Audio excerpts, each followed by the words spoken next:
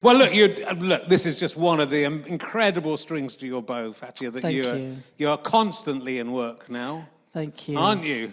Amazing. And rightly. This guy's going to give me the evil eye. I'm going to lose everything. I'm going to walk out of it and I'm going to get an email going, Fatiha, we don't want you for nothing. Look, because it's interesting to me. You do. I mean, I knew you. Well, the first time I saw you was in Taskmaster, which was incredible. But I knew you were a stand-up. But you've done a lot of acting. You can turn up in all these different shows as well. So you've got all these strings to your bow. It's an incredible thing, and it all seems.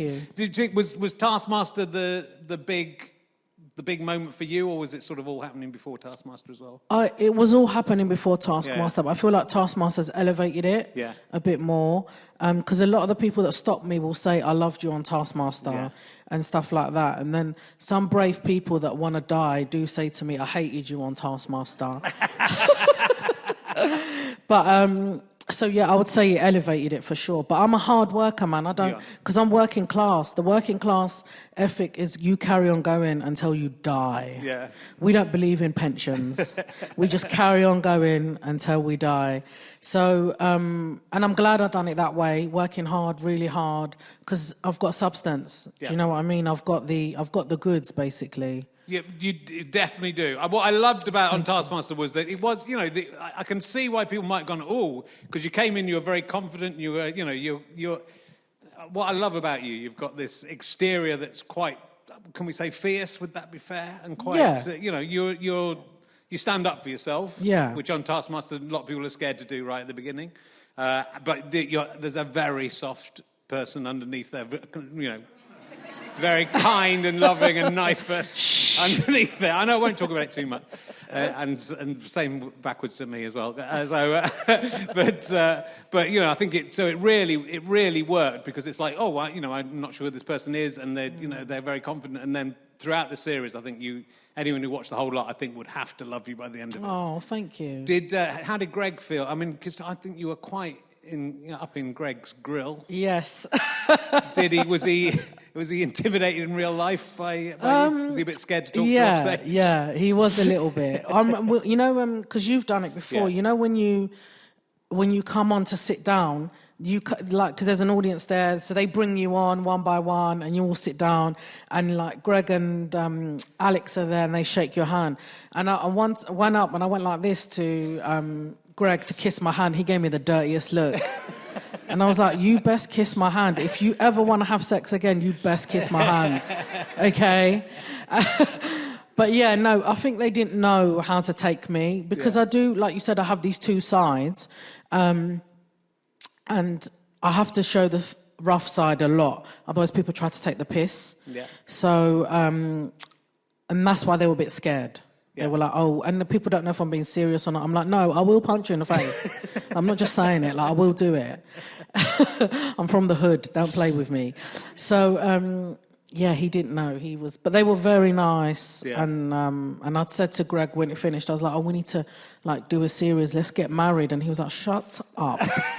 And he was like, from now on, do not message me. Everything should go through my lawyer. I'm like, what?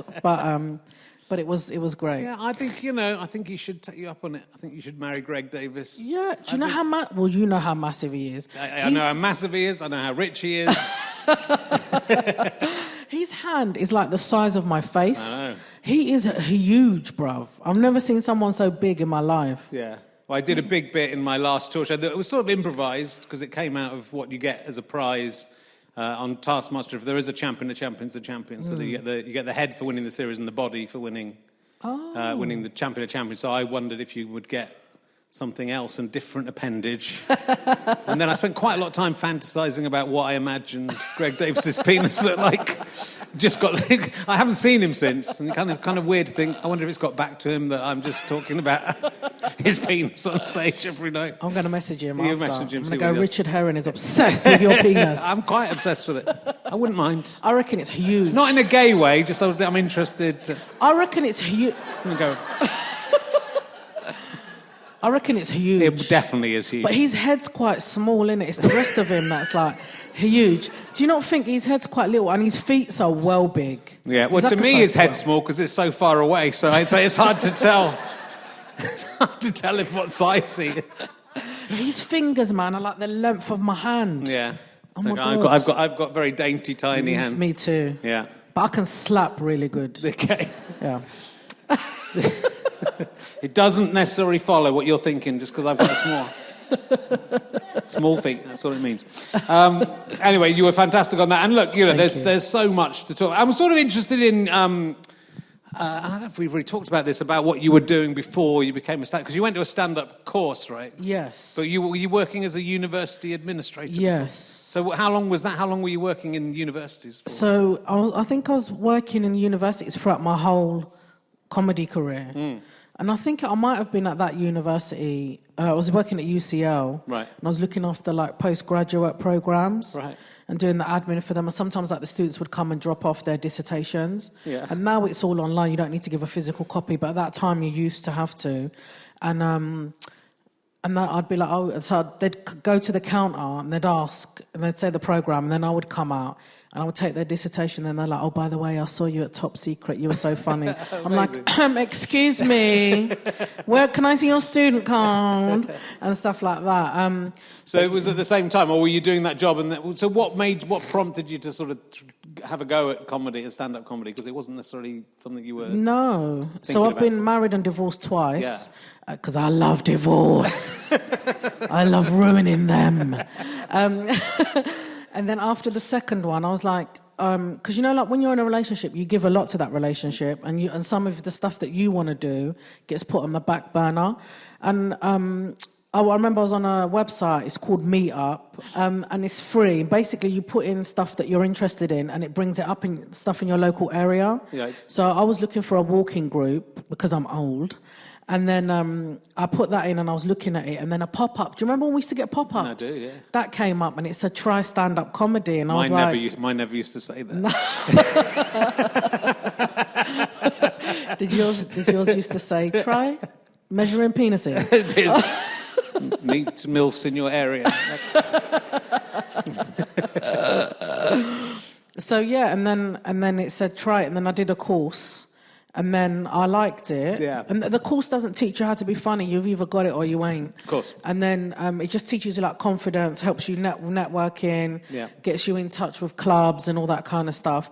And then, so I done that, and then that was it, just straight. And then I was working... I've been doing comedy for about 10 years, and for 8 of them, I swear to you, this is not an exaggeration, I was doing 9 to 5, Monday to Friday, and I was doing 6 nights a week of comedy for 8 years. I was doing that. Amazing. And I was not missing not one. Like, that's why no one can tell me shit, because I've worked so hard. Of course. And I don't mean as in like, no, I don't mean that in an arrogant way. I just like when, when people are like, oh, you're just the tick box, or you're diversity for hire or something. I'm like, nah. I've got my stripes, trust me. I've done gigs to a dog. Do you know what I'm saying? Like, I know. I've been on stage. You come on stage, and before I've even got to the mic, they go, "Oh, get your tits out," and then I don't do comedy. I just spend 20 minutes destroying their mum. Like, do you know what I mean? And stuff like that. And that's a hard thing to do. Like, it takes training and all that kind of thing. So I've earned my stripes. Of course you have. I mean, and those people who go, "This is all box ticking and diversity."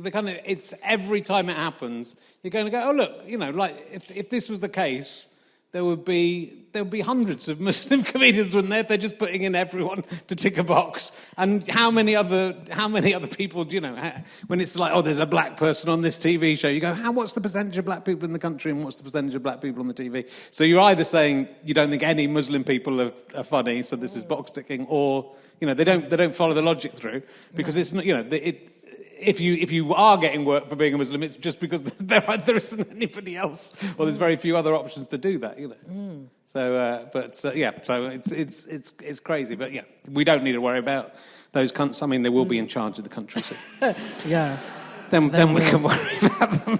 I don't have to worry. I'm white. It's fine. It's going to be great.